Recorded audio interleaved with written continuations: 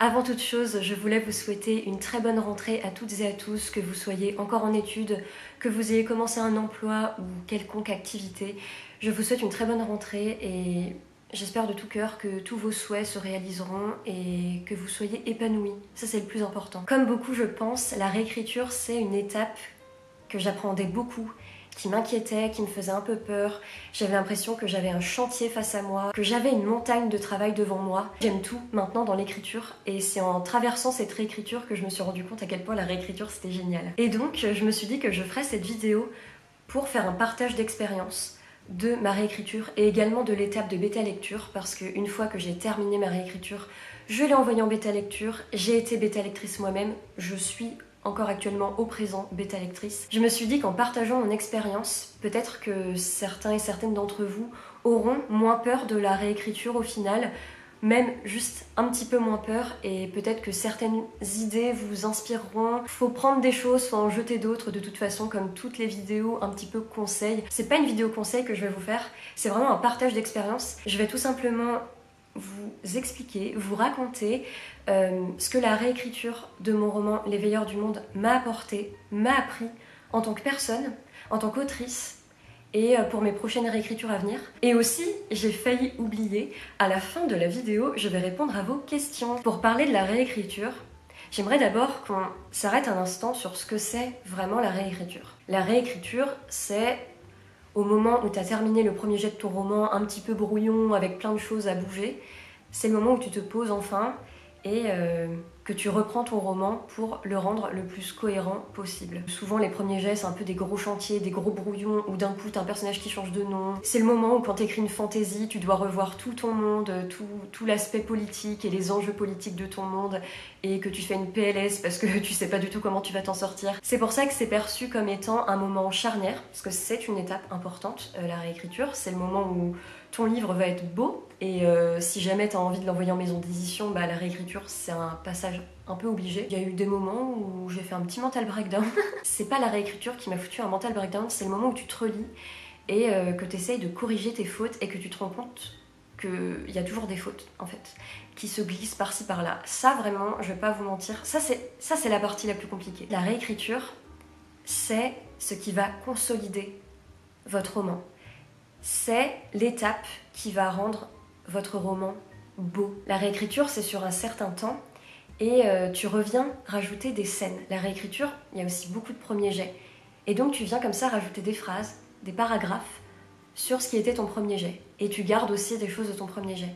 Et donc quand on y pense, la réécriture, c'est une mosaïque de nous, de l'auteur qu'on était et de la personne qu'on était dans le passé, dans un passé plus ou moins proche, parce que ton premier jet il peut dater d'il y a seulement une semaine, tout comme de plusieurs mois, tout comme d'un an. Mais quand on y pense, notre roman c'est quand même une représentation, un reflet de la personne qu'on était quelques jours, quelques mois, quelques années plus tôt, versus la version de nous que l'on est maintenant.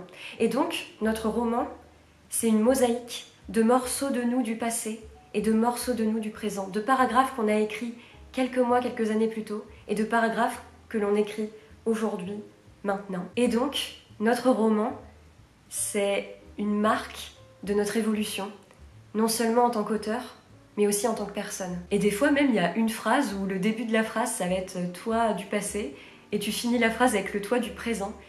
Et je pense qu'au lieu de voir la réécriture comme cette grosse montagne à franchir, si tu vois cette réécriture comme une mosaïque, comme cette marque de ton évolution, la boucle va être bouclée en fait entre la personne qui a commencé le livre et la personne qui va la terminer. Et maintenant, je vois plus trop le premier jet et la réécriture comme deux étapes distinctes. Alors oui et non, parce que là j'ai commencé ma vidéo, je vous ai parlé du fait que c'était deux étapes, donc je suis encore dans un processus de réflexion par rapport à ça, mais en fait je me suis rendu compte que mettre des mots et des étapes sur le premier jet, la réécriture, ça pouvait faire peur. Alors d'un autre côté, ça peut aussi rassurer parce qu'on peut se dire, bon là il y a l'étape du premier jet, c'est qu'une étape, ok l'étape est franchie, maintenant on passe à une autre étape, ça permet de découper le processus. Surtout quand on est dans la sphère booktube et auteur, quand on suit plein d'auteurs sur Instagram, on voit la réécriture et tout.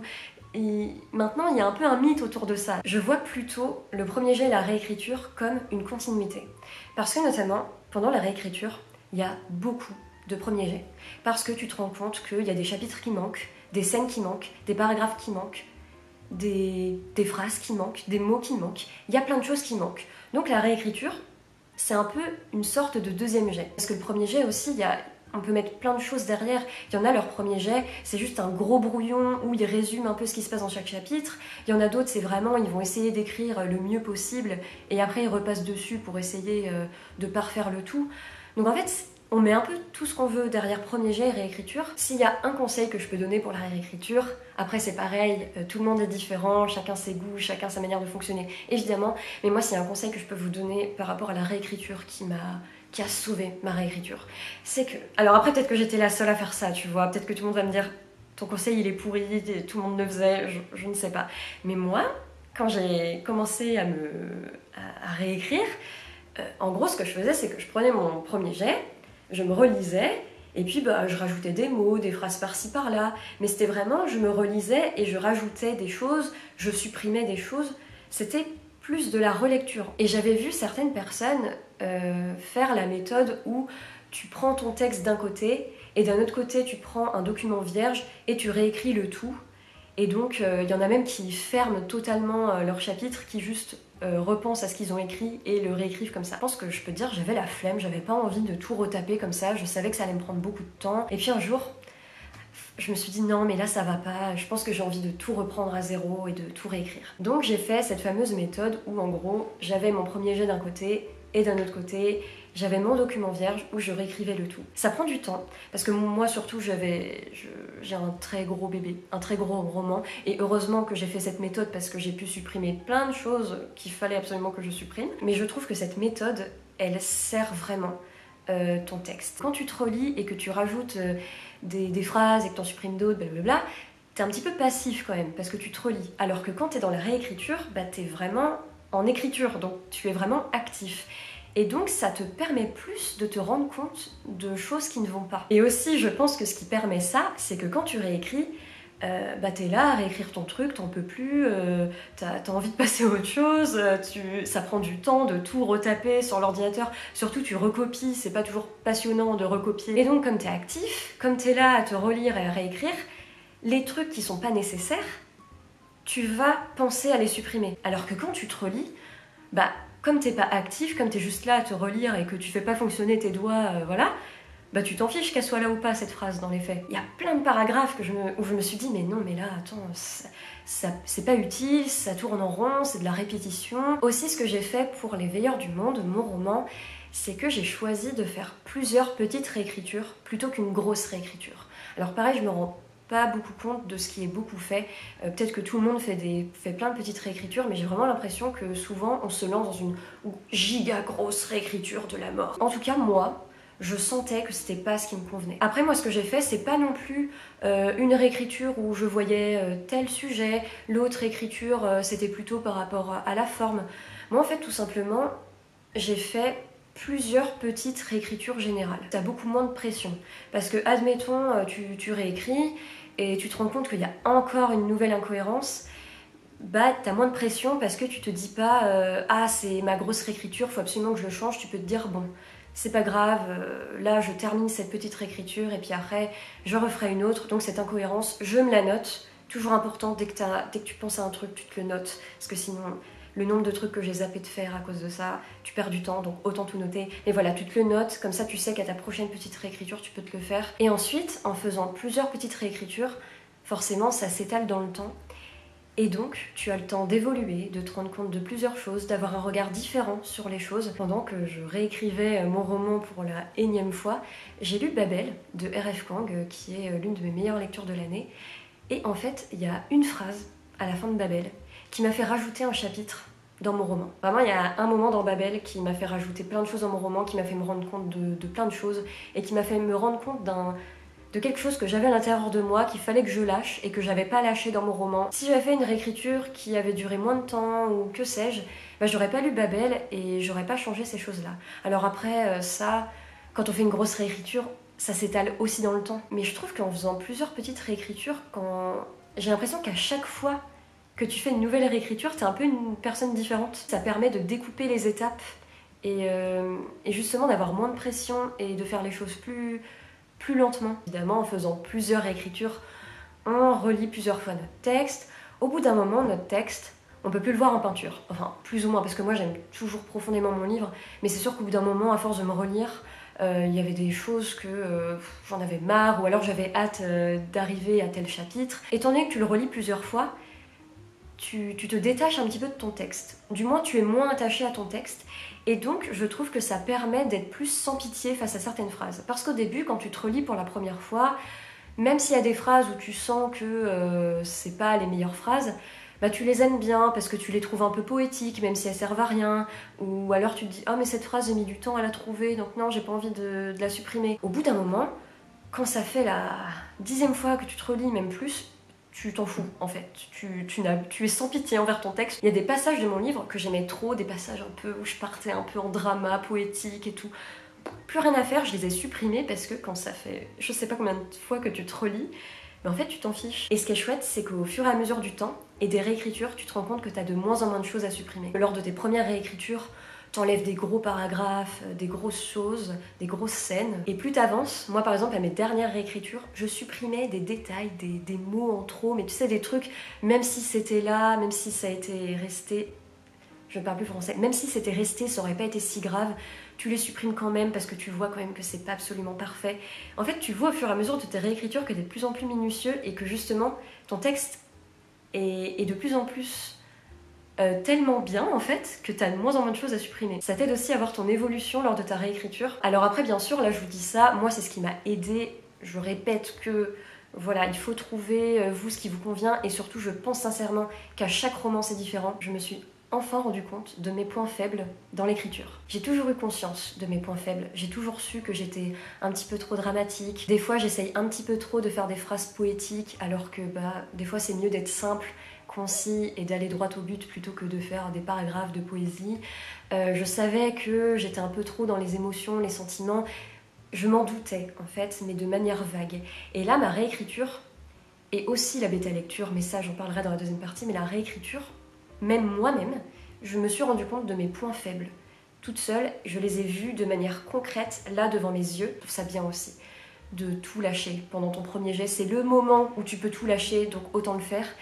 Mais je pense qu'à force d'écrire des livres, tu te rends quand même compte des choses qui n'ont pas besoin d'être là dans un premier jet. Notamment, ce qui m'a aidé par rapport à ça, c'est la bêta-lecture. Ça, je vous en parlerai plus loin, mais voilà, la bêta-lecture, ça aide tellement à se rendre compte de tes points faibles. Mais moi, à la fin de ma réécriture, toute seule, à force de me relire, à force de faire plusieurs petites réécritures et relectures, en fait, je me rendais compte toute seule. Et peut-être même que des fois, j'étais un petit peu trop exigeante avec moi-même parce qu'il y a des phrases que j'ai fini par supprimer. Mes bêta-lecteurs m'avaient rien dit par rapport à cette phrase, par rapport à ce paragraphe. Et c'est moi-même, je me suis dit non, mais là, je sens que ça colle pas avec le texte. À force de faire des réécritures, à force de te relire, tu te rends compte toi-même de tes points faibles, tu te rends compte toi-même des choses qui vont pas, il y a une espèce d'instinct. C'est juste qu'en fait, tu as plus de méthodes. Je me suis rendu compte de la nécessité de la subtilité. Ça, c'est quelque chose, j'ai toujours su que c'était important, mais dans mes livres, je pensais être subtile, et en fait, pas du tout, ou du moins pas vraiment. Pour se rendre compte de l'importance de la subtilité, par exemple, pensez à votre scène préférée d'un livre. Pensez aux scènes de livres qui vous ont le plus touché, le plus bouleversé. Je pense que de manière générale, parce que bien sûr, voilà, je vous dis pas que là, ce que je suis en train de faire, ça marche à tous les coups. Mais moi, ce dont je me suis rendu compte avec mes cas à moi, de ces scènes vraiment qui m'avaient bouleversée, qui m'avaient fait pleurer, c'est jamais des passages où les personnages décrivent à quel point ils souffrent, à quel point leur cœur leur fait mal, etc. C'est toujours des scènes super subtiles où d'un coup, t'as une phrase et en une phrase, en fait, t'as le cœur brisé. Je me suis rendu compte que dans mon livre, il y avait beaucoup de passages où je décrivais la souffrance, la tristesse de mes personnages. Parce que mes personnages, ils vivent des choses très difficiles. Dans mon roman, ils subissent des traumatismes, des dépressions, des choses très très très compliquées dans la vie qui requièrent beaucoup d'émotions, beaucoup de douleurs. Et moi, à chaque fois qu'il se passait des trucs comme ça, je me disais que le lecteur se sentirait plus impliquée dans l'histoire si je décrivais ses émotions. Et donc dès qu'il se passait des choses, je décrivais à quel point les cœurs se serraient, à quel point le ventre faisait mal, à quel point ci, à quel point ça. Et en fait je me suis rendu compte qu'au bout d'un moment, même moi en me relisant, du coup à force de me relire, j'étais détachée de mon texte, enfin un peu plus détachée de mon texte du moins, Et je me disais, oh là là, mais ça fait 5 fois, même plus là, que je décris à quel point il a mal à l'intérieur. En fait, au bout d'un moment, ça tourne en rond. Les passages qui nous touchent le plus dans des romans et dans des films, etc., dans n'importe quelle œuvre, c'est une phrase, une image, une scène. Je pense que ce qui est bien à faire, et même dans les films, etc., c'est d'en dire beaucoup sans en dire trop. C'est de laisser l'espace au lecteur. Souvent, ce que je faisais, c'est que j'écrivais quelque chose, et après j'écrivais un petit peu un truc du style mais là tu vois, s'il se passe ça, c'est que vraiment c'est grave, tu vois, c'est que vraiment ça va pas. Comme si je voulais guider le lecteur, tu vois, dans ce qu'il devait ressentir. Donc tu vois, là si j'ai écrit ça, c'est pour ci et ça, t'as vu, ouais, my mind. Tu peux écrire une phrase, et toi, en tant qu'auteur, tu penses pas forcément à beaucoup de choses derrière cette phrase par exemple, mais tu vois, peut-être que le lecteur, ça va faire un écho à quelque chose qu'il a vécu, à quelque chose qu'il a ressenti un jour. Ça sert aussi à ça, la subtilité. C'est aussi pour que le lecteur, il s'implique lui-même parce que ton texte fait écho à des choses en lui. Il y a un conseil que j'avais vu sur Pinterest que j'ai trouvé incroyable, c'est ce que tu dis en 3 phrases, dis-le en une seule phrase. Par exemple, si tu décris une émotion, une action, une scène, quoi que ce soit, t'as pas besoin d'écrire pendant des lignes et des lignes, juste en une phrase avec des mots bien précis. Je pense que cette phrase-là, elle peut procurer beaucoup plus d'émotions au lecteur parce que c'est vraiment des mots qui direct frappent parce qu'ils sont bien choisis. Alors que si tu le décris comme ça, si tu tournes autour du pot en décrivant ton truc, bah, y a moins d'impact. Je vous ai mis un exemple. Alors je sais pas à quel point c'est l'exemple le plus représentatif de mon roman. C'est pour montrer un petit peu le chemin que j'ai parcouru avec la subtilité, mais je pense qu'il y a d'autres passages dans mon roman qui sont plus représentatifs, mais ceci est à titre d'exemple. Dans mon premier jet, enfin je suis même pas sûre que c'était mon premier jet, c'était peut-être une première réécriture, mais voilà, ça fait partie des premières choses que j'ai écrites. Solal fronçait les sourcils, hébété. Ses pensées imprimaient chaque mot de Lorraine, il les étudiait, les tournait dans tous les sens. Dans mon manuscrit final, ça donne, les sourcils de Solal se fronçaient au fur et à mesure de ses mots, il les étudiait, les tournait dans tous les sens, cherchait une porte de sortie. Je suis même pas sûre que ce soit encore parfait, mais ça montre déjà un petit chemin. J'ai enlevé le mot hébété, parce que à quoi bon dire qu'il est hébété? Genre on voit, il fronce les sourcils. Ses pensées imprimaient chaque mot de Lorraine. Ça, c'est l'exemple d'une phrase qui sert pas à grand chose, je trouve, parce que on se doute qu'il fronce ses sourcils, donc on se doute qu'il pense à ce qu'elle dit, et que donc ses pensées impriment ses mots. Ça paraît logique pour le lecteur. Chercher une porte de sortie. J'ai rajouté cette phrase, alors je sais pas si c'est très bien, j'ai rajouté ces mots pour montrer le cheminement dans les pensées de Solal, parce que c'est un personnage qui est très mental, qui est tout le temps en train de réfléchir. Tu vois un petit peu les rouages de son cerveau fonctionner et le fait qu'il cherche une porte de sortie parce qu'il cherche comment lui répondre et comment rétorquer. J'ai aussi un autre exemple qui est toujours dans la même scène. Au premier jet, ça donne un silence lourd cribla la pièce. Solal n'avait pas réfléchi avant de parler, mais il ne broncha pas. Dans le manuscrit actuel, ça donne un silence cribla la pièce. Solal ne broncha pas. Donc on voit à quel point j'ai raccourci la phrase. Le lecteur comprend les mêmes choses, c'est juste qu'au premier jeu, j'ai rajouté des trucs qui servent à rien. Par exemple, un silence lourd cribla la pièce. Pourquoi lourd? Enfin, c'est un silence cribla la pièce, c'est déjà une image hyper forte. Criblé, c'est quand même criblé de balles et tout, enfin, c'est quand même une image très forte. T'as pas besoin de dire en plus que c'est lourd. Déjà, ça alourdit la phrase. Solal n'avait pas réfléchi avant de parler, donc là, c'est après qu'il ait rétorqué à Lorraine, hein, je vous ai pas tout mis. Solal n'avait pas réfléchi avant de parler, mais il ne broncha pas. Le fait qu'il n'ait pas réfléchi avant de parler, c'est pas le truc le plus important dans l'idée. En fait, pour moi, le plus important, c'est le fait que Solal ne bronche pas. Je vois que ce que j'ai fait aussi qui est bien, c'est que j'ai pas mis il se regarde en chien de faïence et tout. Juste écrire Solal ne broncha pas, je trouve que ça montre l'image qui se passe dans la pièce où Solal, il regarde Lorraine et vraiment, voilà, il assume ce qu'il vient de dire, même si c'est dur pour lui. Solal ne broncha pas, comme c'est court, tu vois, c'est assez frappant.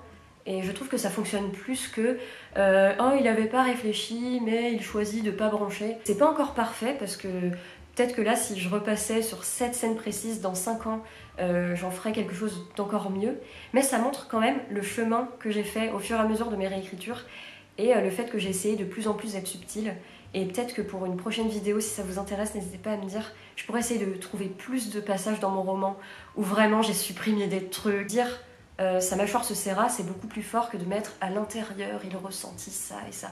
Par contre, ce que j'ai oublié de préciser, qui est super important, c'est que c'est très bien d'expliquer ce que ça fait, les émotions, les sentiments, les cœurs qui se serrent et tout. Moi j'adore, combien de fois il y a écrit que le cœur se serre, que la gorge se serre dans mon roman. C'est très bien d'écrire ça, c'est juste que je pense que c'est plus pertinent à des moments clés. Parce que si tu l'écris trop tout le temps, comme moi j'ai pu le faire par exemple, où à chaque fois qu'il se disait un truc et tout, son cœur se serrait, blablabla, au bout d'un moment, en fait, ça tourne en rond et on ressent moins. Mais si tu le mets pas du tout de ton roman, et à un moment, il se passe un truc, et là, tu expliques ce que les émotions, ça lui fait à l'intérieur, mais là, c'est trop bien.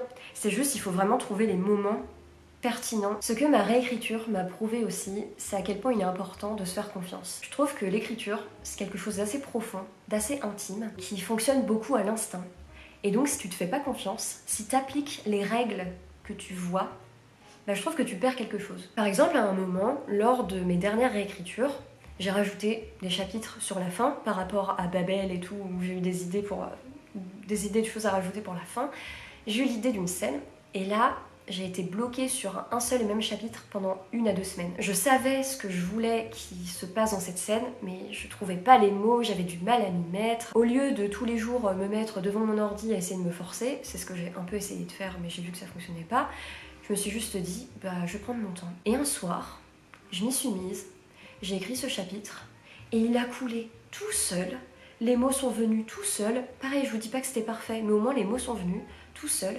Et j'ai même eu des idées de phrases, une idée pour la fin du chapitre qui m'est venue d'un coup, toute seule, et qui était tellement belle que j'ai eu des larmes. Dans l'écriture, évidemment, il y a une énorme part de travail, il y a une énorme part d'artisanat, où on essaye un peu de sculpter les mots, et il y a une énorme part de travail. C'est pas que du talent, de l'instinct. Je pense quand même qu'il y a une grosse part d'importance à laisser à l'instinct, et à nos émotions et au fait de prendre notre temps et de nous faire confiance. Et je pense sincèrement que tout ce qu'on fait avec le cœur, on arrive à le faire bien, en fait. Même si c'est pas parfait, essayez juste de vous faire confiance et d'y aller avec douceur. Et évidemment que des fois, il faut un petit peu se forcer devant l'ordi, je dis pas. Parce que le nombre de fois où j'avais pas envie d'écrire et finalement je m'y suis mise, j'écris une phrase, 2 phrases et puis après j'étais lancée, c'était trop bien. Évidemment, mais je pense qu'en fait il faut trouver le juste milieu. C'est comme dans tout, moi je pense sincèrement que dans la vie, faut trouver le juste milieu en fait. Si tu te forces, t'essayes un peu et que ça fonctionne pas, c'est qu'il faut pas plus se forcer. Fais-toi confiance, tu vas réussir à trouver la bonne scène, le bon ton pour ton roman. C'est juste, je pense que c'est important de se laisser le temps. Et évidemment dans notre société où on vit dans une société, bon j'ai pas envie de partir là-dedans, mais vous voyez, on est quand même dans une société où il faut toujours faire les choses vite, où on a l'impression que si tu fais rien avant 30 ans, t'as perdu ta vie. Et ça, je peux vous dire, non, en fait. À 30 ans, t'es hyper jeune, à 40 ans, t'es hyper jeune, à 50 ans, tu peux faire tellement de choses de ta vie. Le nombre de personnes qui ont commencé à faire des choses à 50 ans, et en fait, on a le temps. On sait jamais ce qui peut nous arriver. Donc oui, c'est sûr, il faut profiter de la vie, il faut faire les choses, mais en même temps, si tu fais tout vite, tu vas profiter de rien. Et en faisant les choses trop vite, en fait, je pense pas que tu peux faire les choses bien à 100%. Faut pas aussi négliger le fait que travailler un roman, c'est aussi des fois juste se poser et réfléchir. Et donc, objectivement, de manière productive, tu ne fais rien, parce que t'es pas en train d'écrire, t'es pas en train de prendre des notes, mais juste réfléchir, ça aide tellement ton roman. Vous m'avez posé des questions sur Instagram, et pour cela, vous méritez un cœur, merci beaucoup. Mon cœur était très mal fait, je suis désolée. Je vous ai demandé de me poser vos questions sur Instagram en rapport avec la bêta lecture et la réécriture. Donc c'est parti pour la partie FAQ de cette vidéo. Par quoi as-tu commencé lors de la réécriture? Quel type d'organisation? Alors, déjà il y a une différence entre ce que j'ai fait et ce que j'aurais dû faire. Déjà cet acolyte m'a beaucoup aidé, c'est mon carnet. J'ai fait des tableaux, j'ai pris beaucoup de notes, des tableaux, des notes, des tableaux, des notes, des tableaux avec toujours plus de fluo. Il y a des messages et des thèmes dans Les Veilleurs du Monde que je voulais vraiment impérativement qu'ils soient véhiculés dans mon roman. Et donc je les ai pris en note pour déjà mettre mes idées au clair, pour que ce soit vraiment noté noir sur blanc. Et comme ça je savais qu'en me relisant et en réécrivant, je ferais en sorte d'appuyer vraiment sur ces thèmes, de rajouter des scènes s'il le fallait. J'ai aussi pris énormément de notes sur les aspects que je devais approfondir, les aspects que je devais rajouter. J'ai fait énormément de recherches, notamment sur le PTSD, le stress post-traumatique, sur voilà, les reportages de journalistes dans des zones de conflit. Voilà, ça c'est le sujet de mon roman. Si ça ne parle pas de ça, ne faites pas des recherches là-dessus, même si c'est très intéressant. Et surtout, ce que ce carnet montre, c'est que dès que j'avais une idée, je l'écrivais. Et ça, je pense que c'est très très très important. Ensuite, j'ai attendu plusieurs mois, déjà parce que c'est bien de laisser un petit peu ton texte reposer pour essayer de se détacher un minimum, mais il y a aussi, j'ai mis plus de temps que prévu à m'y remettre. Donc il y a quelques mois qui se sont passés, et là j'ai attaqué ma première réécriture. C'était pendant le challenge Molanta d'ailleurs de l'année dernière. Et donc là, c'est le moment où je me relisais et que je rajoutais des choses. Ça m'a quand même beaucoup servi parce que j'ai rajouté plein de scènes pendant cette réécriture. Et en fait, je me suis rendu compte qu'il fallait que je rajoute ces scènes. Je pense que c'est pendant le premier jet, au fur et à mesure d'écrire que j'écrivais, je me suis rendu compte qu'en fait, il y avait des scènes qui manquaient. Donc ça, je les ai notées. Et aussi, à la fin de mon premier jet, au moment où je prenais beaucoup de notes sur mes recherches, les choses à développer, j'ai pris plein de notes sur les scènes que je devais rajouter. Et donc après, quand j'ai réécrit, eh bien, je savais directement quelles scènes je devais rajouter. Je les avais en tête et je les avais notées dans mon carnet. Et ça, d'ailleurs, quand vous faites des recherches pour approfondir des sujets, ça va vous donner des idées de scènes à rajouter. Et donc après plusieurs petites réécritures comme ça où je me relisais en rajoutant des trucs et en enlevant des trucs, c'est là que je me suis décidée à vraiment réécrire en reprenant tout mon roman et en le réécrivant vraiment. Et donc à partir de là, j'ai fait plusieurs petites réécritures. Et donc une fois que j'avais totalement réécrit mon texte, là je refaisais en... J'ai pas réécrit plein de fois mon truc, sinon ça m'aurait pris 3 ans. Mais voilà, après à partir de ce moment-là, une fois le texte tout repris, je le relisais en reprenant des trucs, en supprimant des choses. En fait, j'avais cette impression de perdre du temps, parce que des fois, je rajoutais des scènes et je me suis dit, mais cette scène, ça paraît tellement logique qu'elle soit là, pourquoi je l'ai pas mis plus tôt? Mais en fait, je pense que c'est vraiment à force de me relire, à force de réécrire, mais en fait, tu te rends compte de plus de choses. Et je pense que la lenteur, c'est assez nécessaire en réécriture, parce que c'est en prenant ton temps dans ta vie que d'un coup, tu vis quelque chose, ça va te donner une idée de choses à rajouter. Surtout vous avouer, j'ai envie de reprendre Les Veilleurs du Monde et je pense qu'un jour je le ferai. Alors que dans la vidéo que je vous faisais, je vous ai dit que je le réécrirais pas, tout ça. Et là, je pense que je vais le réécrire. Et ça veut pas dire qu'il est pas terminé ou quoi que ce soit, parce que là, il est terminé, voilà, il fait son bonhomme de chemin. Mais je pense que je vais le réécrire. Laissez-vous le temps d'évoluer dans la vie, de vivre des choses. Et pas forcément qu'au premier jet, en fait. Faut pas attendre d'avoir vécu des choses pour vous lancer dans le premier jet. Écrivez le premier jet, et après la réécriture, vous allez vivre des choses et vous allez rajouter en réécriture. Est-ce que la réécriture a été un moyen pour toi de construire une suite / une histoire secondaire? Alors, dans le cas précis des Veilleurs du Monde, non. Parce que Les Veilleurs du Monde, c'est un roman que j'ai en tête depuis 6 ans maintenant. Et en fait, je connais déjà la suite de l'histoire, mais c'est un truc que... Si je l'écris, je l'écrirai pour moi. Je ne compte pas en faire un autre tome parce que Les Veilleurs du Monde, c'est un seul et même livre. La fin, c'est une fin qui... J'ai pas envie de dire que c'est une fin ouverte parce que tout est bouclé, mais la fin est un peu ouverte quand même. Et j'adore les fins ouvertes et j'ai envie que ça reste comme ça. J'ai pas envie qu'il y ait un tome 2. Le tome 2, il est pour moi. Est-ce qu'il t'est arrivé de réécrire plusieurs fois un chapitre? Comment as-tu géré l'ennui? Dans les faits, oui. J'ai réécrit plusieurs fois tous mes chapitres. Au final, parce que comme je vous ai dit, j'ai fait plusieurs petites réécritures. Donc au final, je suis repassée sur tous mes chapitres je ne sais combien de fois. Comment as-tu géré l'ennui? Alors déjà, je sais pas si ennui c'est le bon terme. C'est plus une lassitude peut-être. Je saurais même pas. Mais je sais que par exemple, moi, mes premiers chapitres... En fait, je les aime bien en vrai, mes premiers chapitres. Mais c'est juste que j'ai hâte de passer à la suite. Donc c'est vrai que quand je faisais une nouvelle réécriture et que je retournais à ces premiers chapitres, j'avais hâte d'arriver à la suite. Et c'est vrai que des fois, il y a des scènes où je me dis « Oh, j'ai hâte de passer à la suite ». Et comment je gérais ça? En fait, c'est un passage obligé. Si tu as envie que ton roman, entièrement, soit le meilleur possible, tu dois passer par là. Donc, t'as pas le choix. Et je pense aussi que si tu aimes ton histoire, si t'es impliqué dans ton histoire, même les scènes que t'aimes le moins, tu les aimes quand même. Et aussi, ce qui est important à dire, c'est que si à un moment t'arrives à une scène et là t'es pas dans le mood, t'as pas envie de la réécrire tout de suite, tu la laisses de côté et tu passes à la suite en fait. Il n'y a pas de règle dans l'écriture, t'es pas obligé d'avoir un planning vraiment à la lettre où tu suis tout de manière chronologique. Il y en a qui écrivent la fin en premier de leur roman et c'est très bien. Je vous remercie d'avoir regardé cette vidéo jusqu'au bout. J'espère que ce partage d'expérience a pu vous inspirer, vous aider. Pas sur tous les plans, mais au moins sur quelques-uns, ou du moins j'espère que cette vidéo vous aura diverti pour un petit moment. J'en profite pour faire une annonce, une pré-annonce du moins, avec Mathilde de la chaîne Les Lettres de Rennes. Je vous mets sa chaîne dans le petit i, qui est une personne qui écrit, qui lit, qui a une chaîne YouTube que j'aime trop. On est en train de mettre en place une communauté d'écriture qui aura lieu sur Discord. Je ne peux pas encore vous donner le lien ou quoi que ce soit parce que tout n'est pas encore fait, on est encore en train de gérer des plannings, de mettre en place des choses. On a énormément d'idées pour ce groupe Discord. On a quand même envie que ce soit un endroit chill, sans pression, où on peut écrire avec douceur. Parce que Mathilde et moi, on a un peu la même vision de l'écriture, où on a envie d'écrire avec douceur, en prenant notre temps, mais en même temps, on est impliqué dans notre projet et on a quand même envie de l'écrire. Ce groupe Discord, ça va être des moments de chill où on va écrire tous ensemble. Ou si vous avez des questions, par exemple, ah là je bloque sur telle scène, il y aura une communauté qui sera là pour vous aider à régler le problème. Et n'importe quelle question autour de l'écriture, en fait, on veut que ce soit un endroit où vraiment, comme dans un café, comme si tu rentres le soir après ton travail ou tes études, tu ouvres le Discord, et c'est comme si tu poussais la porte d'un café et qu'il y avait tes amis qui t'attendaient autour d'une table pour écrire et boire un café ou un chocolat chaud ou que sais-je.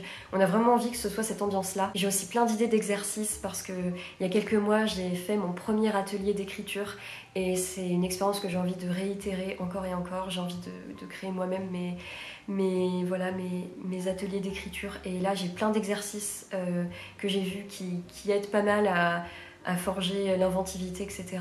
Et aussi, on a envie de mettre en place des petits challenges, alors pas des trucs trop longs, par exemple sur un week-end ou sur une soirée, des petits challenges où on essaye d'écrire le plus possible, mais sans pression. On a vraiment moult d'idées pour ce Discord, donc si vous cherchez un endroit où discuter d'écriture ou écrire avec des gens, c'est un bon moyen de trouver des bêta-lecteurs et de trouver tout simplement des personnes avec qui écrire et avec qui discuter. Voilà, je vais pas vous en dire trop sur ce groupe d'écriture parce que voilà, on a encore plein de surprises à vous réserver et tout n'est pas encore mis en place. Mais si jamais ça vous intéresse, n'hésitez pas à me suivre, que ce soit ici sur ma chaîne YouTube ou sur Instagram, c'est le _du_ et Soleil, et pareil à suivre les lettres de Rennes, Mathilde sur les réseaux sociaux, et dès que le Discord est mis en place, vous serez les premiers au courant, on vous enverra le lien. Voilà, j'espère qu'on sera quand même un petit nombre sur ce Discord pour créer une communauté d'écriture. Et voilà, ça va être chouette, j'ai trop hâte. Si vous avez aimé cette vidéo, n'oubliez pas, pour soutenir ma chaîne, de mettre un petit j'aime et pourquoi pas de commenter. N'hésitez pas à me raconter comment vous, ça s'est passé votre écriture, quelle méthode vous avez appliquée, qu'est-ce que vous comptez faire comme prochaine méthode, ou si vous n'avez pas encore réécrit, n'hésitez pas à me dire si jamais cette vidéo vous a fait un petit peu moins peur par rapport à la réécriture, parce que c'était vraiment mon but en fait, parce que il y a encore quelqu'un par MP sur Instagram qui m'a dit oh, la réécriture ça me fait peur et tout, et moi j'étais là, t'inquiète, je vais faire une vidéo pour te prouver à quel point la réécriture c'est génial. Et si jamais vous avez aimé cette vidéo mais que vous ne savez pas trop quoi commenter, n'hésitez pas à mettre un emoji plume, la plume d'écriture, ou un cœur de la couleur de votre choix. Si vous aimez les contenus autour de l'écriture, n'oubliez pas non plus de vous abonner à ma chaîne, ça permettra de me soutenir, et je propose plein de types différents. Alors enfin plein, pas plein non plus, mais je propose des types différents de contenus sur l'écriture. Je fais beaucoup de vlogs écriture, ça me permet de vous donner mes pensées au moment où je les vis, pendant que j'écris, et j'aime bien faire des vidéos bilan, écriture, tout ça, pas trop conseils parce que voilà, je me sens pas trop de donner des conseils, mais plus faire des partages d'expériences. Ça, je trouve ça très bien, j'adore en regarder, et voilà, là ça m'a fait plaisir de faire ce petit bilan écriture. En attendant, prenez soin de vous, faites attention à vous, je vous embrasse et je vous dis à très bientôt pour une prochaine vidéo. Pour cause de longueur et de Solène qui parle beaucoup trop longtemps, j'ai dû couper la vidéo en deux. La partie sur la bêta lecture où je vous fais mon partage d'expérience sur la bêta lecture et où je réponds à vos questions sur la bêta lecture arrive prochainement. En attendant, je vous embrasse et je vous dis à très bientôt sur cette chaîne.